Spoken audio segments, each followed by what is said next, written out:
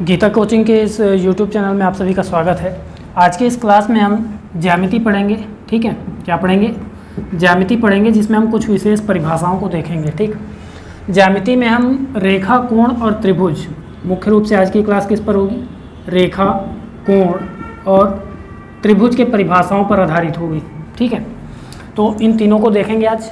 ठीक है, सबसे पहले देखते हैं रेखा। ठीक, रेखा देखते हैं। तो एक होती है सरल रेखा जो सीधी होगी।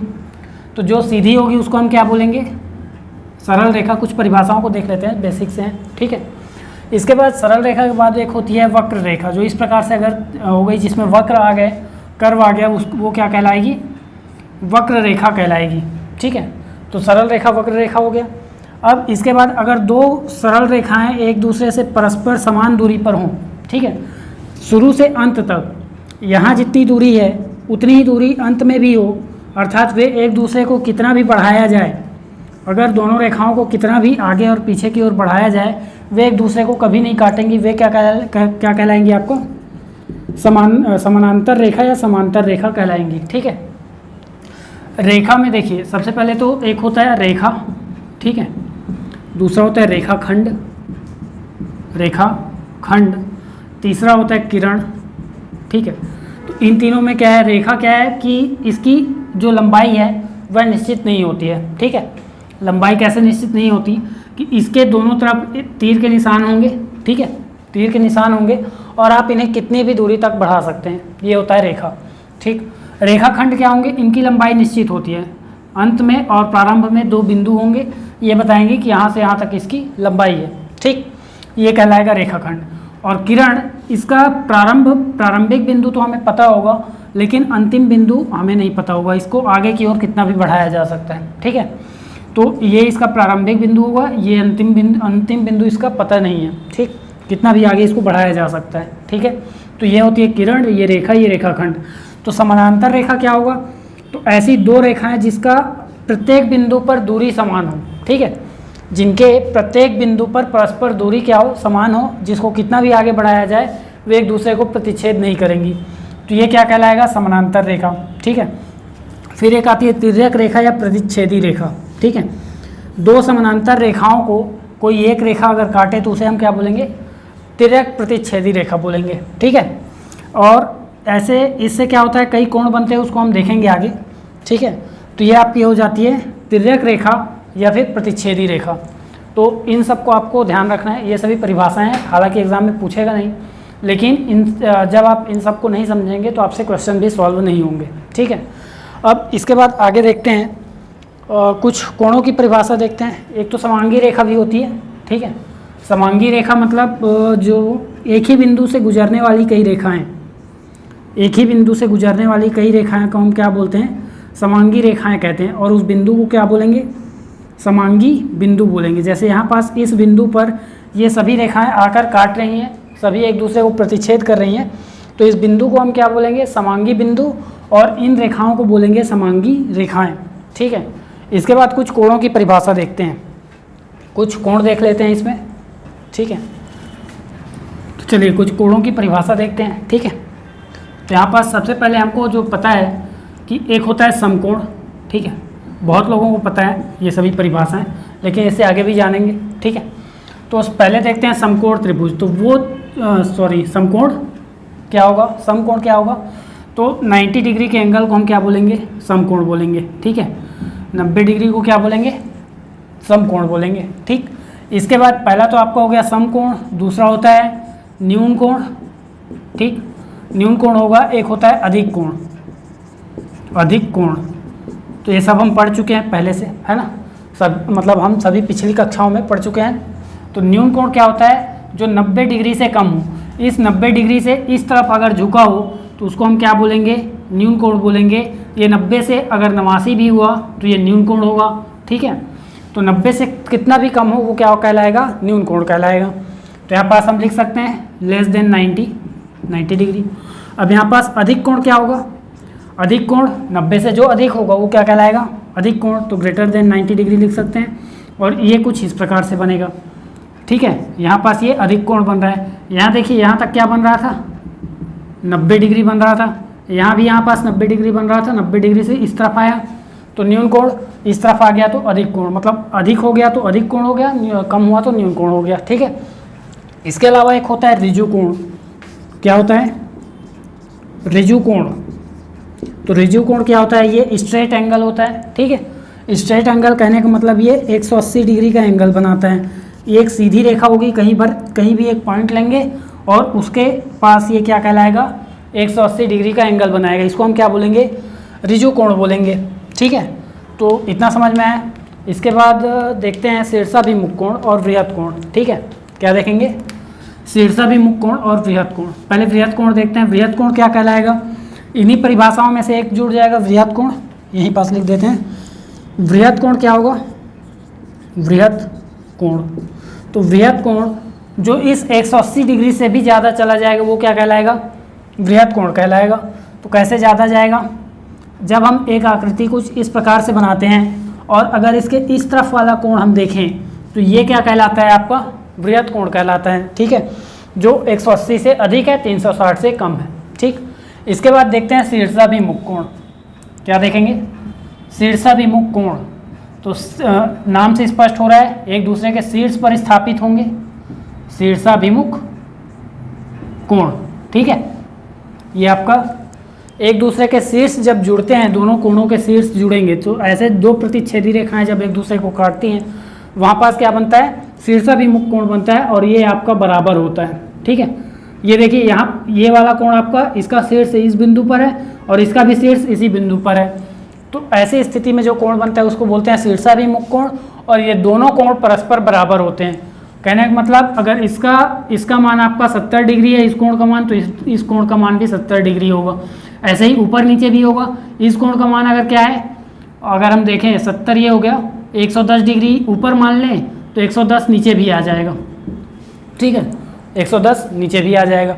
और किसी भी बिंदु पर अगर सर्कल बनाकर कोण देखें, पूरे कोण का मान देखें तो हमेशा कितना होता है?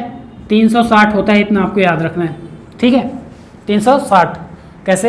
यहाँ पास इन सभी को जोड़ के देखेंगे हमारा कितना आ जाएगा? 360 आना चाहिए। ठीक है, तो समझ रहे हैं? अगर मैंने कोई रेखा खींच दी, मान लीजिए ये रेखा है, यहाँ पास अगर मैं बोलूँ कि पूरा इस पर कितना कोण बन रहा है, कुल कोण, तो कुल कोण यहाँ पास 360 बन रहा है। अगर रेखा पर कोण की बात करें तो ऊपर 180 बनेगा। ठीक है, नीचे 180 बनेगा तो टोटल 360 हो जाएगा। और देखिए ये तो हो गया शीर्षाभिमुख कोण। ठीक, इसके बाद क्या बोल रहे थे हम? यहाँ पास देखते हैं अब आसन्न कोण देखते हैं। ठीक है, आसन्न कोण क्या होते हैं? तो आसन्न मतलब होता है लगा हुआ या जुड़ा हुआ होता है। ठीक है, आसन्न मतलब जुड़ा हुआ या निकट या नज़दीक का होता है। ठीक है, या परस्पर भी कभी कभी बोला जाता है, लेकिन परस्पर नहीं होगा। आसन्न आपका क्या हुआ?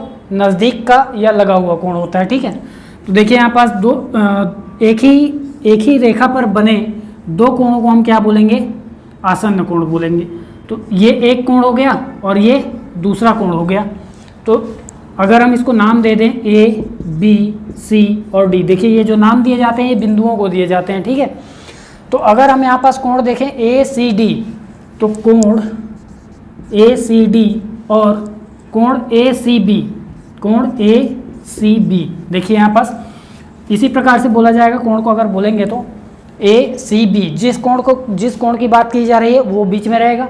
ठीक है, और जिन सिरों के बीच ये कोण है वो आगे पीछे रहेंगे। ठीक है, तो ये आसन्न कोण है। कौन कौन से? ABC और ACB। ठीक, दोनों आसन्न कोण हैं। अब आगे बढ़ते हैं इसी में। देखिए आसन्न कोण के अलावा अगर हम देखें तो एक होता है कोटिपूरक कोण और संपूरक कोण। ठीक, कोटिपूरक या उसी को हम क्या बोलते हैं? पूरक कोण भी बोलते हैं। क्या बोलते हैं?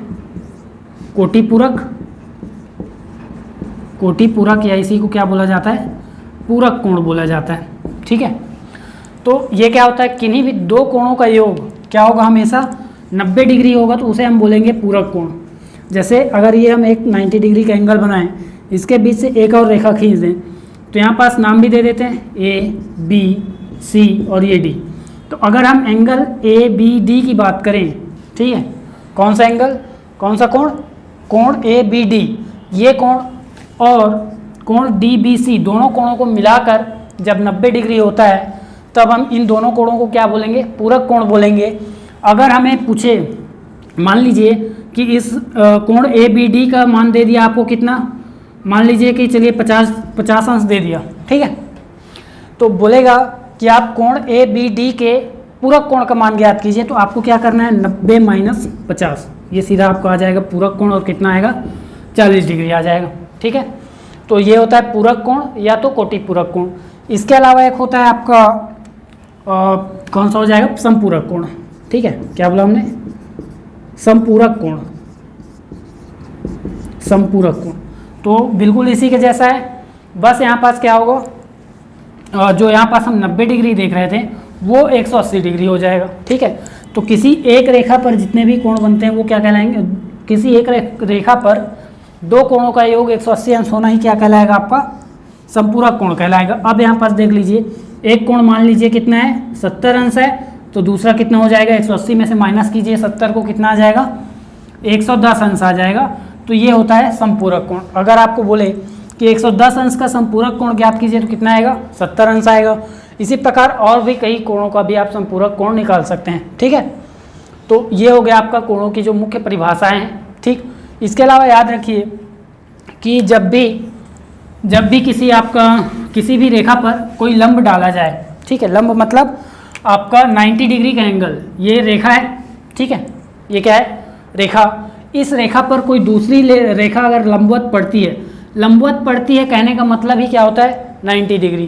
तो इसका मतलब अगर मैं ए बी पर क्या करूं, एल एम एक लंब है, ठीक है। तो यहाँ पास इसको हम क्या लिख सकते हैं, इसको अगर गणितीय संकेत में लिखें तो एल एम लंब है ए बी पर, ठीक है, परपेंडिकुलर लाइन है एल एम किस पर, ए बी पर, ठीक है। तो जब भी ऐसी स्थिति होगी तो इस लाइन के दोनों तरफ क्या होंगे 90 डिग्री के एंगल बनेंगे, इस तरफ भी इस तरफ भी, ठीक है। इतना समझ में आया। तो ये होता है आपका लंब, ठीक है।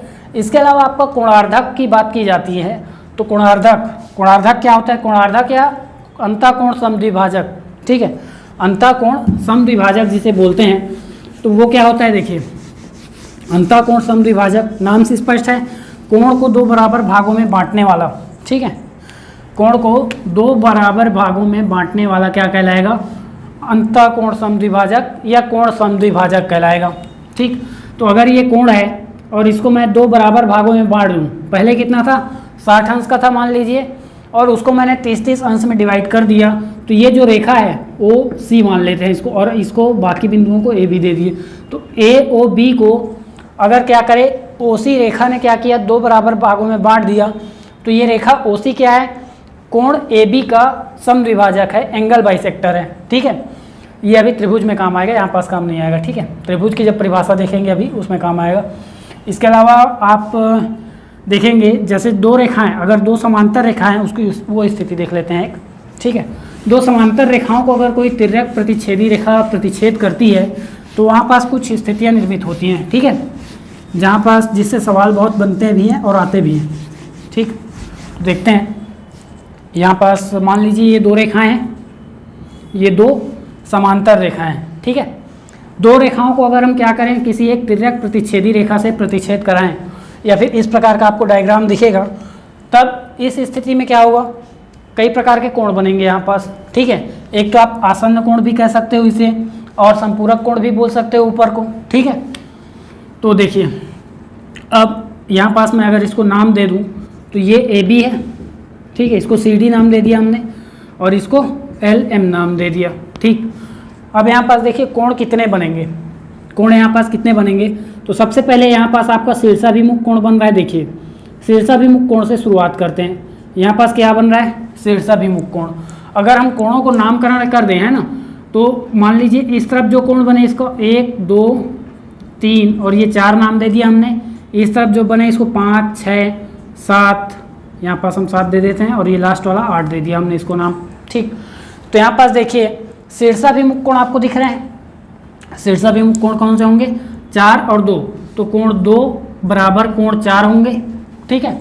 इसको नोट डाउन करते जाइएगा, कोण 2 बराबर कोण 4 क्यों होगा, शीर्षाभिमुख कोण है इसलिए, और यही शीर्षाभिमुख कोण है इसलिए 3 और 1 भी बराबर होंगे, कोण 3 बराबर कोण 1 होगा, ये सभी शीर्षाभिमुख कोण से बराबर हो रहे हैं, ठीक है। ऐसे ही यहाँ पास आपका कोण 5 और 7 और कोण 6 और 8 बराबर होगा, तो कोण 5 बराबर कोण 7 और कोण 6 बराबर कोण 8 हो जाएगा। ठीक है, ये सभी किससे बराबर हुए? शीर्षाभिमुख कोण से बराबर हुए। ठीक है, किससे बराबर हुए? शीर्षाभिमुख कोण। इसके अलावा भी कई कोण बराबर होंगे। और कैसे बराबर होंगे देखिए, एक होता है एकांतर कोण जो हमने अभी छोड़ दिया है। ठीक है, इसमें देख लेंगे एकांतर कोण को। तो देखिए सबसे पहले यहाँ पास कोण 1 और 2 ये तो बराबर हो गए। ठीक है, इसके अलावा और कुछ स्थितियाँ क्या होती हैं कि एक ही रेखा पर बने दो कोणों का योग कितना होगा? 180 अंश होगा। जैसे यहाँ पास कोण 1 प्लस कोण 2 बराबर कितना हो रहा है? 180 अंश हो रहा है। ठीक है, और कोण 2 और 3 का टोटल भी तो 180 अंश होगा, क्योंकि ये एक ही रेखा पर बने हैं। इस रेखा पर बने हैं ना, आप अगर देखेंगे तो इस प्रकार से बना हुआ है। ठीक है, तो ये और ये इन दोनों कोण किस पर बने हुए हैं? इस रेखा पर बने हुए हैं। ठीक है, तो हम कह सकते हैं कि कोण 2 प्लस कोण 3 बराबर कितना हो जाएगा? ये भी 180 अंश होगा। ठीक है, और इस प्रकार से बाकी भी आप देख सकते हैं। ठीक है, 3 और 4 का योग 180 अंश होगा, 4 और 1 का योग 180 अंश होगा। ऐसे ही नीचे में भी हो जाएगा। ठीक, इसको छोड़ते हैं। अपने काम का है एकांतर कोण है। ठीक है, क्या है? एकांतर कोण। तो एकांतर कोण किसको बोलते हैं? जो जेड की आकृति बनाता है और ये बराबर होते हैं। ठीक है, जो क्या बनाएंगे? आपका जेड की आकृति बनाएंगे और ये आपस में क्या होते हैं? बराबर होते हैं। जेड की आकृति कैसे बनाएंगे? इस प्रकार से, ये जेड की आकृति और ये दोनों कोण क्या कहलाते हैं? एकांतर कोण कहलाते हैं, जो आपस में बराबर होते हैं। ठीक है, तो ये जरूरी नहीं है कि इसी आकृति में बने, इसका विपरीत भी हो सकता है। लेकिन कहने का मतलब जब दो समांतर रेखाओं को एक प्रतिच्छेदी रेखा काटती है तब वहाँ पास एकांतर कोण बनता है। ठीक है, ये वो प्रतिच्छेदी रेखा है जिसको क्या किया गया है? इस समांतर रेखा ने काटा है, मतलब इस समांतर रेखा को इसने क्या किया है? प्रतिच्छेद किया है। ठीक, तो ये होता है आपका एकांतर कोण। ये आपका इस शेप में भी बन सकता है, इस प्रकार से, ये भी एकांतर कोण कहलाएगा। अगर आपका दो समांतर रेखाएं इस प्रकार से बनती हैं, ये भी एकांतर कोण होगा।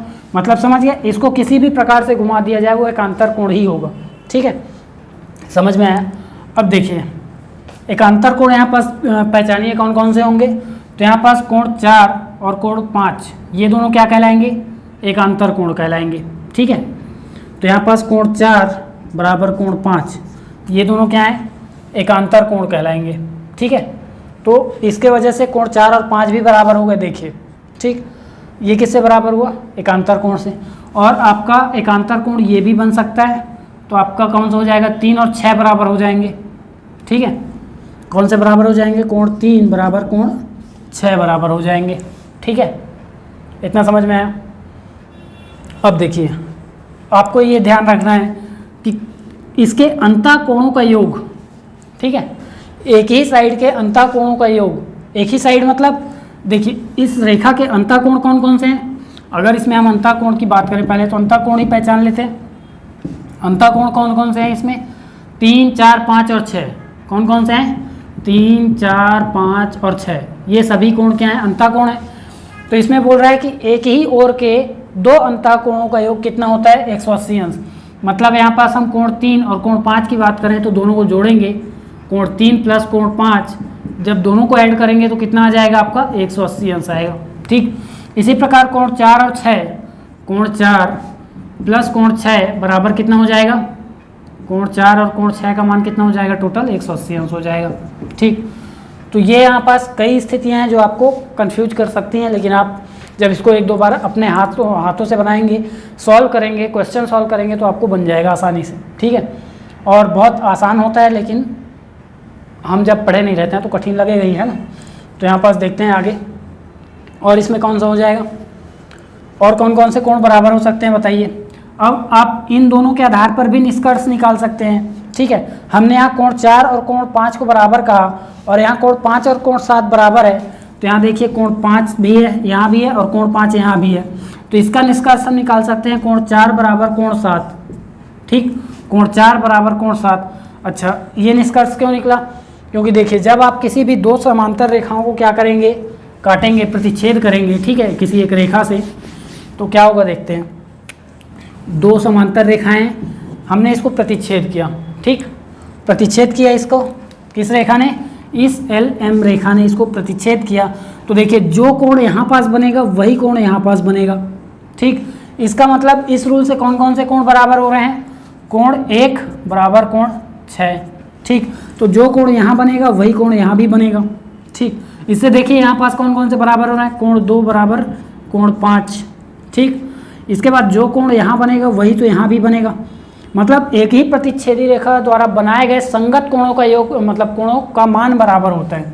ठीक है, तो इससे आपका 7 और 4 बराबर हो जाएंगे, कोण 4 बराबर कोण 7। ठीक, तो देखिए कोण 4 और 7 हमने निष्कर्ष निकाला था, लेकिन ये परिभाषा से भी आ गया। ठीक है, ये क्या है, संगत कोण बराबर हो रहे हैं। ठीक है, फिर आप देखिए कोण 3 और 8 भी बराबर हो जाएंगे, ये कोण और ये कोण भी बराबर होंगे, है ना। तो यहाँ पास कोण 3 बराबर कोण 8 आपका बराबर हो जाएगा। ठीक है, तो ये इतने सारे कोण यहाँ पास बराबर होते हैं। जब आप एक एक करके अलग अलग लिखेंगे तो याद हो जाएगा। ठीक है, और याद करना नहीं है, समझना है। जब आपको ये समझ में आएगा तो रटने की भी ज़रूरत नहीं पड़ेगी। ठीक है, तो ये हो गया आपका रेखा और कोण। अब देखते हैं त्रिभुज। ठीक है, अब देखते हैं त्रिभुज। ठीक है, त्रिभुज की कुछ परिभाषाएं आपको पता है। ठीक है, कि समबाहु त्रिभुज कौन सा होता है, विषम बाहु कौन सा होता है, ठीक है, समद्विबाहु कौन सा होता है, समकोण, न्यून कोण और अधिक कोण त्रिभुज भी आपको पता होंगे। फिर भी एक बार देख लेते हैं। ठीक है, समकोण त्रिभुज कौन से होते हैं, समकोण त्रिभुज, समकोण, न्यून कोण और अधिक कोण, 3 त्रिभुज हमने देखे हैं पहले, है ना। मतलब इस क्लास में नहीं देखे, लेकिन हमने कभी ना कभी तो पढ़ा है ना। तो समकोण, न्यून कोण और कौन सा होता है, अधिक कोण होता है, अधिक कोण। ये 3 त्रिभुज हो गए। इसके अलावा हमने समबाहु त्रिभुज देखा हुआ है। ठीक है, समबाहु त्रिभुज, समद्विबाहु त्रिभुज, समद्विबाहु त्रिभुज और विषम बाहु त्रिभुज, विषम बाहु त्रिभुज।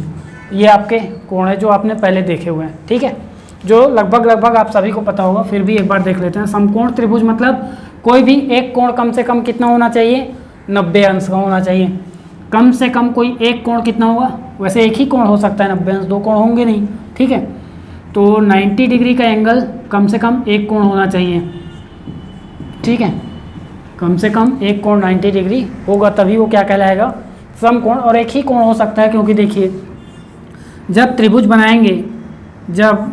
बनाएंगे इस प्रकार से, तो क्या होगा, एक ये 90 डिग्री बना तो बाकी कोई और तो 90 डिग्री बन ही नहीं सकता, क्योंकि त्रिभुज के तीनों कोणों का योग होता है 180 अंश, और अगर किसी एक को भी और 90 अंश किया तो फिर त्रिभुज ही नहीं बन सकता।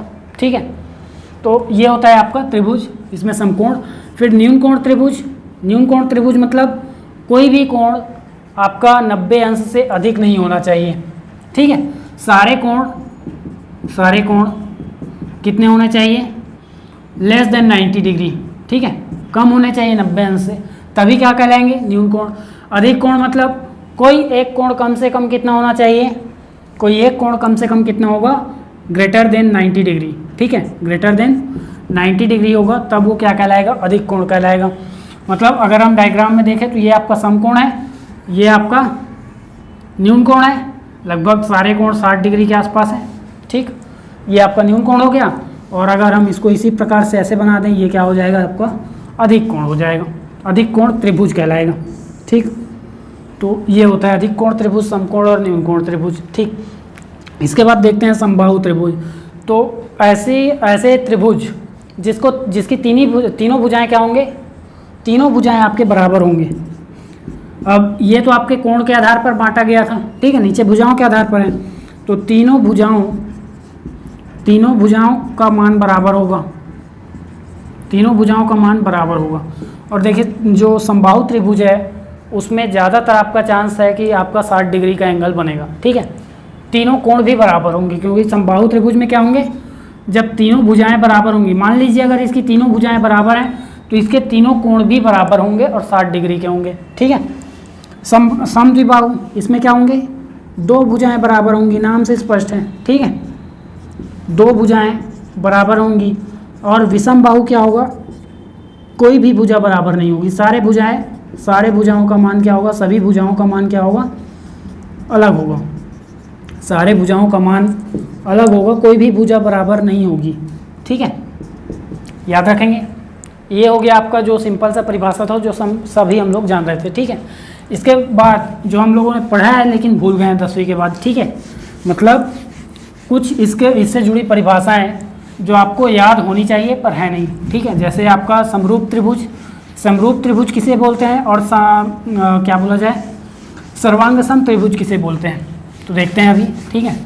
सर्वांग सम त्रिभुज और समरूप त्रिभुज, नाम से तो स्पष्ट हो रहा है।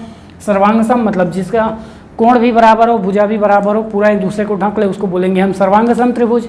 जबकि समरूप त्रिभुज जो एक ही जैसे दिखते हैं, ठीक है, भले उसका आकार में अंतर हो सकता है लेकिन वो दिखाई एक जैसे देते हैं, उसे हम क्या बोलेंगे, समरूप त्रिभुज। तो देखते हैं अभी समरूप त्रिभुज, समरूप त्रिभुज, ठीक है। और एक होता है सर्वांग सम। सर्वांग सम को छोड़ते हैं, अभी देखते हैं पहले समरूप त्रिभुज को। समरूप त्रिभुज क्या होता है, कोई दो त्रिभुज एक जैसे दिखेंगे और उसका शर्त क्या होता है समरूप त्रिभुज होने का। ये दो त्रिभुज है, मान लीजिए, एक ये हो गया और ये हो गया एक, ठीक है, लगभग एक जैसे दिख रहे हैं, ठीक, लगभग एक जैसे दिख रहे हैं। तो देखिए इसको हम समरूप कब बोलेंगे, समरूप कब होंगे, ये समरूप कब होंगे, इसका मतलब समरूप होने के लिए शर्त क्या है। तो समरूप होने के लिए शर्त ये है कि इसकी भुजाएं जो भी हों, भुजाओं से हमको मतलब नहीं है, भुजाओं का मान जो भी होगा, ठीक है, समरूप होने के लिए शर्त ये है कि इसके सभी संगत कोण आपस में बराबर होंगे, ठीक है। कोणों का मान हमेशा बराबर रहेगा तो क्या कहलाएंगे, समरूप त्रिभुज कहलाएंगे। अगर इसको मैं ए बी और सी नाम दे दूं, ठीक है, इस त्रिभुज को मैंने पहले त्रिभुज को क्या नाम दे दिया, ए बी सी त्रिभुज नाम दे दिया। दूसरे त्रिभुज को अगर हमने ए डैश बी डैश और सी डैश नाम दे दिया, ठीक है, या फिर पी क्यू आर नाम दे देते हैं, चलो A dash B dash C dash छोड़ो, पी क्यू आर नाम दे देते हैं, ठीक, पी क्यू आर अगर ये नाम देते हैं तो ये दोनों अगर समरूप हैं, कब समरूप होंगे, जब कोण ए बराबर कोण पी होगा, कोण पी, और कोण बी बराबर कोण क्यू होगा, कोण बी बराबर कोण क्यू, और कोण सी बराबर कोण आर होगा, ठीक है। इसका मतलब आपका संगत कोण बराबर होंगे। संगत कोण कहने का मतलब आपके जो एक जैसे कोण है वो बराबर होंगे, एक जैसे मतलब आपके एक ही शीर्ष पर देखिए, और इस तरफ कोण भी है तो यहाँ कोण क्यू है, इस प्रकार से कोण होंगे, वो क्या होंगे, बराबर होने चाहिए, तो ये संगत कोण है। और जब ऐसा होगा तब हम कह सकते हैं कि त्रिभुज ए बी सी समरूप त्रिभुज, ये त्रिभुज है ना, त्रिभुज ए बी सी समरूप त्रिभुज पी क्यू आर, ठीक है। ये तो आपका हो गया समरूप त्रिभुज। क्या समरूप त्रिभुज हम कब बोलेंगे, ठीक। अब आता है कि अगर आपका त्रिभुज समरूप है तब क्या होगा, ठीक है, समरूप है तब क्या होगा। तो देखिए समरूप होगा अगर कोई भी त्रिभुज, दो त्रिभुज समरूप होंगे तो अगर मान लीजिए इसकी हाइट भी होगी, ठीक है, इसकी हाइट भी होगी कुछ, यहाँ पास इसकी हाइट मान लेते हैं h2, इसकी हाइट मान लेते हैं h1। हाइट क्यों बताया गया उसको देखते हैं अभी, ठीक है। तो जब भी आपका कोई दो त्रिभुज समरूप होंगे तो इसकी जो संगत भुजाएं हैं, संगत भुजाएं कहने का मतलब यहाँ पास ए बी की संगत भुजा पी क्यू है, बी सी की संगत भुजा क्या होगा, क्यू आर होगा, और ए सी की संगत भुजा पी आर होगा, ठीक है। तो इस प्रकार से संगत भुजाएं क्या होंगे, अनुपात में बराबर होंगे। अनुपात में कैसे बराबर होंगे देखते हैं। तो यहाँ पास हमने संगत भुजा देखा ए बी के संगत कौन सा है, पी क्यू, तो ये अनुपात हो गया, ये दोनों अनुपात हुआ। अब देखते हैं दूसरी संगत भुजा हो जाएगी यहाँ पास बी सी अनुपात कितना हो जाएगा, क्यू आर, ठीक। तो हमने देखा ये संगत भुजाएं भी बराबर हैं और ये संगत भुजाएं भी अनुपात में बराबर हो रहे हैं, परस्पर बराबर हो रहे हैं, और ये दोनों भी किसके बराबर हो सकते हैं, ए सी अपॉन कितना हो जाएगा, पी आर, ठीक है। संगत भुजाएं तो अनुपात में आपस में बराबर हैं ही। अगर त्रिभुज की ऊंचाई भी देखा जाए तो ये भी अनुपात में बराबर होगा अगर समरूप है तो। इसका मतलब हम इसको h1 अपॉन h2 लिख सकते हैं, ठीक। इतना समझ में आया। ऊंचाई भी बराबर है, भुजाएं भी बराबर हैं, तो यहाँ पास परिमाप भी बराबर होगा अनुपात में, ठीक। तो हम इसको बोल सकते हैं, मान लीजिए परिमाप क्या होता है आपको पता है, नहीं पता है तो सुनिए कि त्रिभुज के तीनों भुजाओं का योग, अगर इस भुजा का मान 4 सेंटीमीटर, इसका 3 और इसका 5 है, ठीक है, तो 4 सेंटीमीटर 3 सेंटीमीटर 5 सेंटीमीटर के भुजाओं के त्रिभुज हैं। तो यहाँ पास याद रखिए कि इसका परिमाप कितना होगा, तीनों भुजाओं को जोड़ देंगे वही परिमाप होगा। तो 4 3 7 5 12 सेंटीमीटर इसका परिमाप होगा, ठीक है। तो हम इस त्रिभुज में मान लेते हैं कि इसका परिमाप कितना है, P1 है। इस त्रिभुज में मान लेते हैं आपका परिमाप कितना है, P2 है, ठीक है। तो इसका अनुपात भी बराबर होगा, ये होता है आपका समरूप त्रिभुज, ठीक है। तो जब भी समरूप बोलेगा आपको ये चीज़ याद आना चाहिए कि अनुपात में ये सभी बराबर होंगे, ठीक है। इसके अलावा यहाँ पास आपको क्षेत्रफल का नहीं दिखा, ठीक है, परिमाप दिख गया, ऊंचाई दिख गई, संगत भुजाएं दिख गए, कोण दिख गए, क्षेत्रफल छूट गया, ठीक। तो क्षेत्रफल का इसमें रिलेशन क्या होता है, देखिए अगर हम क्षेत्रफल त्रिभुज ABC और क्षेत्रफल त्रिभुज PQR ये दोनों को देखें, ठीक है, क्षेत्रफल त्रिभुज ABC और क्षेत्रफल त्रिभुज PQR दोनों को देखेंगे तो आपको समझ में ये आना चाहिए कि त्रिभुज ABC है, ठीक है, त्रिभुज क्या है ABC, इसका क्षेत्रफल का अनुपात इन सभी के वर्गों के अनुपात के बराबर होगा, ठीक है। इसका मतलब अगर हम क्षेत्रफल का अनुपात निकालेंगे इन सभी के वर्गों का अनुपात हो जाएगा, ठीक। मतलब समझ में आ रहा है आपको, देखिए कैसे आएगा, AB का स्क्वायर अपॉन PQ का स्क्वायर, ठीक है। मतलब अगर इस संगत भुजाओं का अनुपात ये अगर 3 और 4 सेंटीमीटर थे तो 3 का स्क्वायर और 4 का स्क्वायर बटे में आ जाएगा, ठीक है। तो इस प्रकार से होगा और इसी प्रकार ये सभी भी वर्ग में हो जाएंगे। मतलब यहाँ पास BC का स्क्वायर अपॉन QR का स्क्वायर, ठीक है, QR का स्क्वायर लिख सकते हैं और फिर AC का स्क्वायर और बटे में PR का स्क्वायर, ठीक। फिर यहाँ H1 का स्क्वायर और H2 का स्क्वायर भी हो जाएगा और इसी के बराबर में आपका आ जाएगा P1 का स्क्वायर और P2 का स्क्वायर। मतलब क्षेत्रफल का अनुपात उसके परिमाप के अनुपात के वर्ग के भी बराबर होता है, ठीक है, भुजाओं के अनुपात के भी वर्ग के बराबर होगा और ऊंचाई के अनुपात के भी वर्ग के बराबर होगा। तो ये होता है आपका समरूप त्रिभुज, ठीक है। फिर आगे देखते हैं सर्वांगसम त्रिभुज। सर्वांगसम त्रिभुज क्या होता है, तो कुछ देखिए ऐसा त्रिभुज, ऐसे दो त्रिभुज सर्वांगसम तब कहलाएंगे जब वे एक दूसरे को पूरा पूरा ढक लेते हैं, ठीक है, एक दूसरे को पूरा पूरा ढक ले तो क्या कहलाएंगे, सर्वांगसम कहलाएंगे। और पूरा पूरा कब ढकेंगे, जब दोनों का आकार और कोण दोनों बराबर होंगे तभी वो क्या होगा, एक दूसरे को ढक पाएंगे, ठीक है।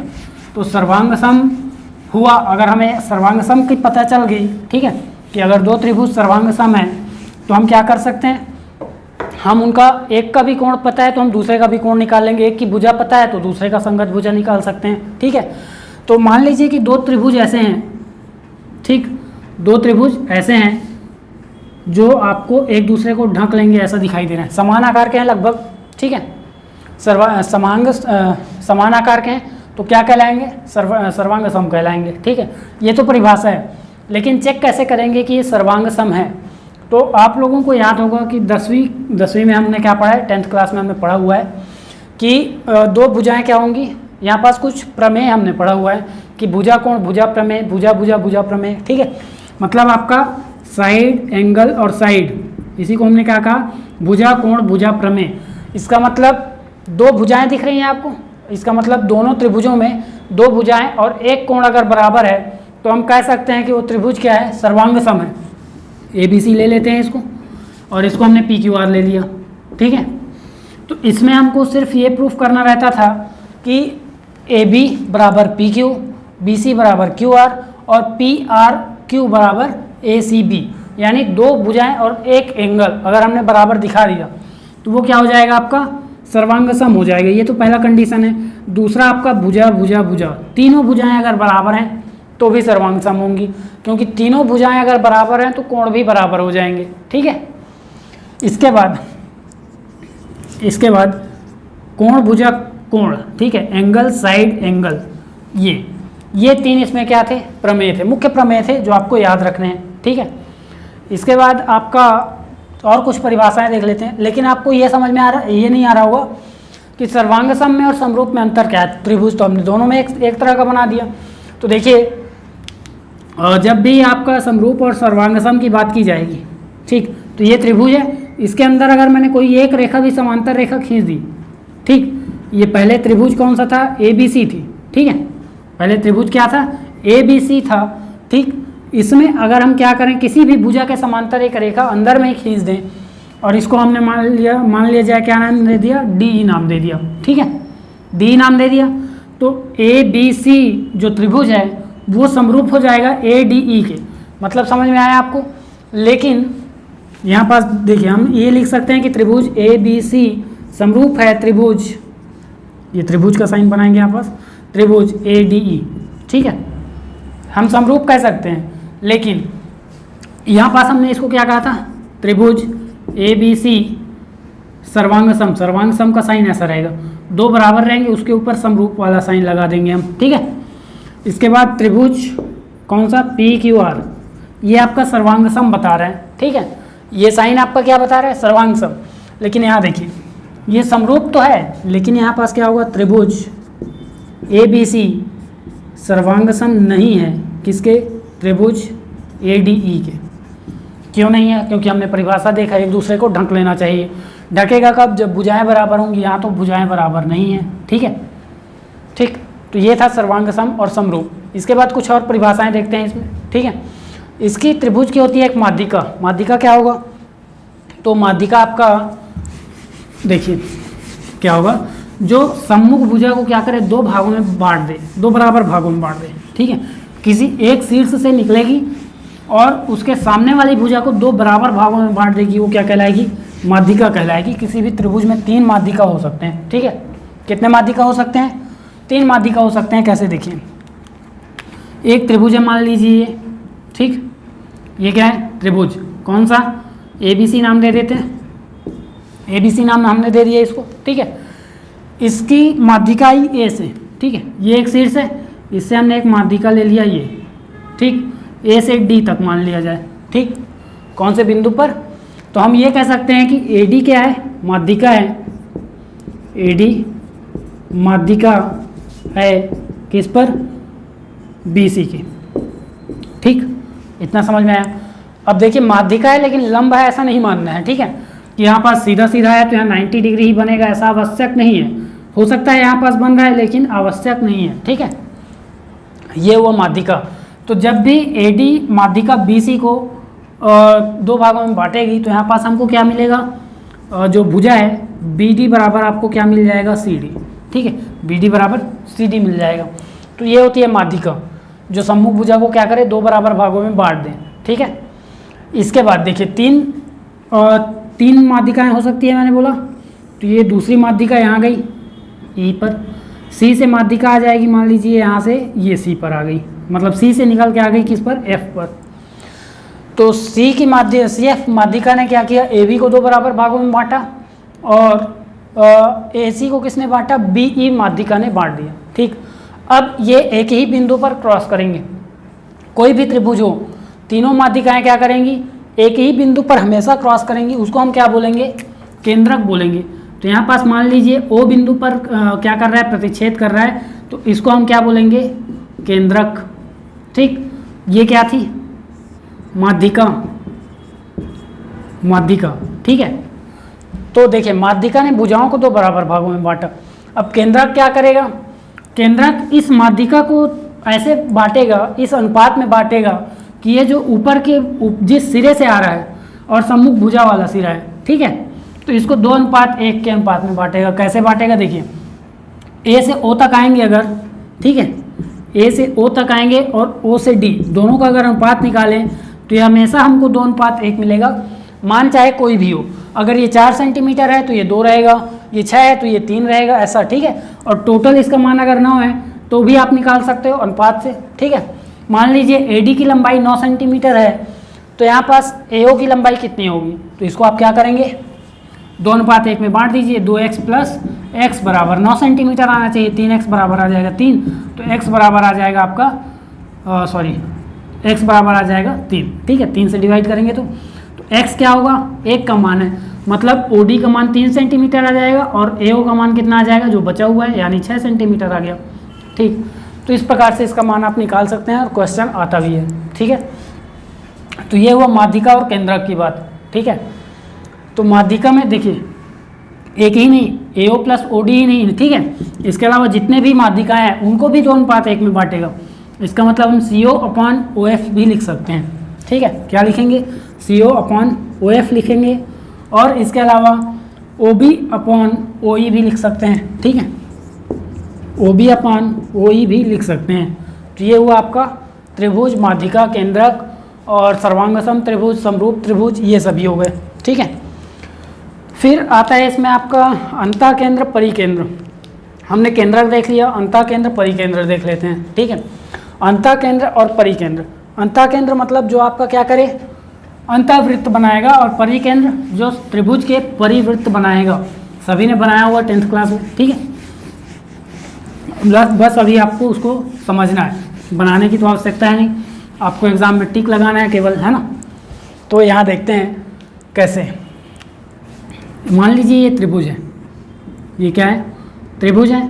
अब इसमें हमको क्या देखना है, अंतःकेंद्र, अंतःकेंद्र। दूसरा त्रिभुज ले लेते हैं, इसमें देखेंगे हम परिकेंद्र। परिकेंद्र मतलब परिवृत्त बनाएगा। परिवृत्त मतलब क्या, बाहरी वृत्त बनाएगा। इसके तीनों शीर्षों से घूमता हुआ, तीनों शीर्षों को स्पर्श करता हुआ एक वृत्त बनेगा, उसको हम क्या बोलेंगे, परिवृत्त बोलेंगे। और उसी के लिए केंद्र बनेगा क्या, परिकेंद्र। और अगर इसके तीनों भुजाओं को छूता हुआ एक वृत्त बने, ठीक है, तीनों भुजाओं को स्पर्श करते हुए एक वृत्त बनता है, उसको बोलते हैं अंतःवृत्त। और उसके लिए केंद्र बनता है ये अंतःकेंद्र। तो बनेंगे कैसे ये केंद्र, ये देखते हैं, ठीक है। तो सभी को याद होगा कि जैसे कोणार्धक, ठीक है, मान लीजिए ABC त्रिभुज है, ठीक है। इस कोण को, इस एंगल का बाइसेक्टर हम निकालते हैं, ठीक है। कोण का कोणार्धक जब निकालेंगे तो हम क्या करते हैं, एक चाप यहाँ रखते हैं, एक चाप यहाँ रखते हैं, ठीक है, कहीं भी काटेंगे, फिर दूसरे चाप से यहाँ से और यहाँ से काट देते थे। तो हमारा ये कोणार्धक निकलता था। कोणार्धक सीधा आप परिभाषा से याद रखेंगे तो एक एंगल ऐसे जाएगा, एक लाइन ऐसे जाएगा, ठीक है, ये चला गया सीधा। दूसरा सी को बांटते हुए आपका इधर से आता था। और मान लीजिए कि ए को भी बांट दिया ये, ठीक। तो मान लीजिए कोण बी, कोण सी और कोण ए का कोणार्धक कौन से हैं, ये सभी हैं, ठीक। ये सभी क्या हैं, कोणार्धक हैं। ए से आपका O मान लीजिए, ए से D और B से E और C से F मान लीजिए, ठीक है, C से F, ये आपके क्या हो गए, कोणार्धक हो गए। तो कोणार्धक में ये जो केंद्र होता है, ठीक है, कोणार्धक के द्वारा बनाया गया केंद्र क्या कहलाएगा, अंतःकेंद्र कहलाएगा। और इसकी इन भुजाओं से दूरी बराबर होती है, इन भुजाओं से दूरी बराबर होती है, ठीक है। अभी यहाँ पास नहीं बनेगा, जब आप चाप से बनाएंगे, प्रकार से बनाएंगे, ठीक है, तब बनता है। तो ये जो बिंदु है इसकी सभी भुजाओं से दूरी क्या होगी, बराबर होगी, ठीक है। और तीनों को स्पर्श करते हुए एक वृत्त बनता है जिसे हम बोलते हैं अंतःवृत्त। इसी प्रकार जब हम क्या करेंगे, लंबार्धक, ठीक, लंबार्धक किसको बोलते हैं, तो इन रेखाओं पर सीधा सीधा लंब जो पड़े, ठीक है। कहने का मतलब अगर ये ABC है, इस पर कोई रेखा अगर सीधा लंबवत पड़ती है, मतलब यहाँ पास आके 90 डिग्री बनाएगी। दूसरी ये रेखा अगर यहाँ पास आके लंबवत पड़ती है, यहाँ पास 90 डिग्री बनाएगी। और तीसरा इस पर एक रेखा लंबवत पड़ती है, यहाँ पास आके 90 डिग्री बनाएगी। इसको हम बोलते हैं लंबार्धक। और इसकी दूरी इन केंद्रों से, मतलब इसके शीर्षों से बराबर होती है, ठीक है। अगर हम इसको O नाम दे दें, इस बिंदु को यहाँ भी O नाम दे देंगे, ठीक है। तो O से आपका यहाँ क्या था, भुजाओं तक बराबर थी, लेकिन यहाँ पास क्या होगा, O से शीर्ष तक की लंबाई बराबर होगी। और शीर्ष को परिधि और O को केंद्र मान के जब हम बनाते हैं तो वृत्त ऐसे कुछ बनता है, ठीक है। तीनों शीर्षों को स्पर्श करके बनती है, यहाँ पास अच्छे से नहीं बनेगा। तो यहाँ पास देखते हैं ये आपका 3 क्या हो जाएंगे, ये इसके लिए त्रिज्या का भी काम कर सकते हैं, ठीक। लेकिन परिकेंद्र क्या होता है, ये केंद्र जो लंबर्धक के द्वारा बनाया गया है, लंबर्धक के द्वारा बनाया गया है।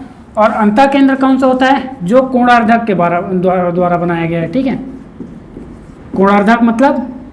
कोणार्धक मतलब इसको क्या कह सकते हैं, कोण समद्विभाजक भी कह सकते हैं, कोण समद्विभाजक, एंगल बाइसेक्टर, ठीक है, एंगल बाइसेक्टर।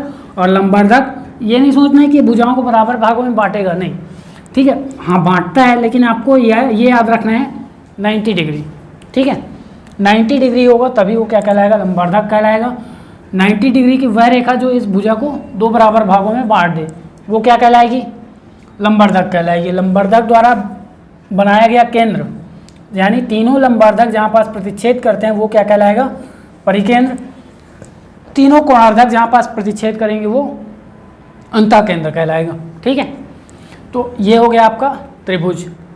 आगे देखते हैं उसी में, ठीक है। त्रिभुज में अगर कोई मान लिया जाए कोणार्धक, ये मान लीजिए त्रिभुज है ABC, कोई त्रिभुज है, ठीक है।